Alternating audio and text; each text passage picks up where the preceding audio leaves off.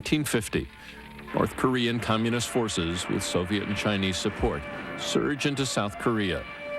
What is at first called a police action quickly degenerates into war.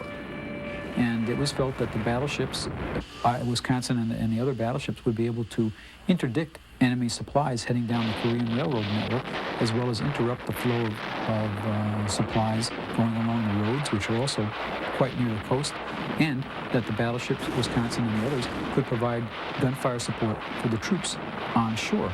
It was, I had never quite seen anything like it. It was massive. I couldn't believe that I was going to be on this ship. 17-year-old Joel Adler joins the Navy. Influenced by John Wayne movies, he thinks life on a battleship will be, in his words, a vacation. And then we sailed across the Pacific and got to sleep on the teak wood decks and look up at the starlit night, and it was dreams of glory until we got to Korea, which was extremely cold. It was bone-chilling. There were no bands, no John Wayne anywhere to be seen, and some of them were shooting at us. Adler's job is to shoot back. The combination of noise, cold, and nearly constant battle makes life on the Wisconsin miserable. Everybody was in extreme fatigue to the point where you were afraid you never touched anybody to wake them up to relieve you. And you had to wake them up very carefully because they'd usually wake up and punch anybody that was near them. It was an extremely difficult situation. Yet, this is war, and the Wisconsin is involved in combat almost daily. March 15th, 1952. Wisconsin is close to the Korean shore. We went in apparently too far, and they had 3 close misses, and the 4th round hit us, and we had some casualties. Not fatal. One of the 3 casualties is Joel Adler.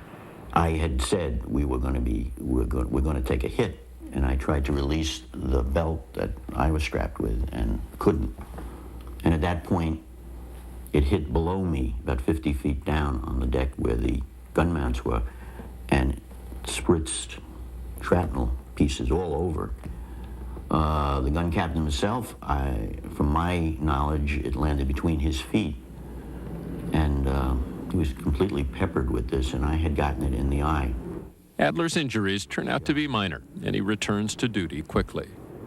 This is now the 2nd war that the battleship was in, and this is the first casualties they had ever taken, and the damage was quite minimal. There's a picture, you can see the hole in the deck, but the shell, of course, could not penetrate any of the armored decks below. The war ends with no clear victor. This time, there is no ceremony on the deck of a battleship. The results of the support mission of Wisconsin and the other battleships in Korea was an inconclusive one. It certainly hurt the North Koreans. It certainly interrupted the flow of supplies. It certainly made the flow of supplies more difficult for the enemy, but it could not stop the flow of supplies. And it was just, you felt frustrated. You felt like, what was it all for? You know, all these guys died. So I basically, I think you grow up, and all the things that you learned and took for granted, now you understood what the world is like and how harsh and uncaring everything is. After the Korean War, Battleship Wisconsin remains in service and tours world ports on goodwill missions. She also trains a new generation of sailors and officers. Yet what a hostile enemy couldn't do in 2 wars is nearly accomplished by a ship from her own Navy in an event witnessed by Jim Wyrick. Well, we were steaming at sea 64 miles off of Norfolk, Virginia, and we were approaching a heavy fog bank. And upon entering that Y, I was sitting up turret 2 drinking coffee and chatting with the other gunner's mates, and all of a sudden we felt a big jolt.